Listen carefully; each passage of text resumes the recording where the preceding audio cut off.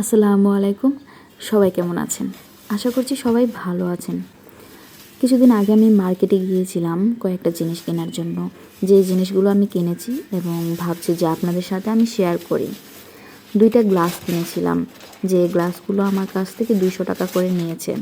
আমি জানি না আপনাদের কাছ থেকে এই গ্লাসগুলো কত টাকা করে নেয়। প্রথম কিনেছি, তাই তেমন আইডিয়া নেই আমার। আরও কয়েকটা জিনিস কিনেছিলাম, যে জিনিসগুলো আমার কাছে মনে হয়েছে যে এই জিনিসগুলো আমার প্রয়োজন হতে পারে। তাছাড়া আমি একটা বড় প্লেট কিনেছিলাম, যে প্লেটটার মধ্যে আমি বিভিন্ন রকমের খাবার সাজিয়ে রাখতে পারবো। কারণ আমি যেহেতু ছোটো ছোটো বাটি ইউজ করি, বাটি গোলার জন্য একটা বড় প্লেট দরকার। একটা মিনি হারিকেন কিনেছি, যেটা আমার অনেক ভালো লেগেছে। তাছাড়াও আমি 2টি ফুলদানি কিনেছিলাম। এই 2টা ফুলদানি আমার কাছে ভালো লেগেছে। 2টাই সাদা ছিল। 2টা যদি আমি 2 দিক দিয়ে সাজিয়ে রাখি তাহলে সুন্দর লাগবে। এবং একটা শোপিস কিনেছি, যেটা হচ্ছে বুর্জ খলিফা।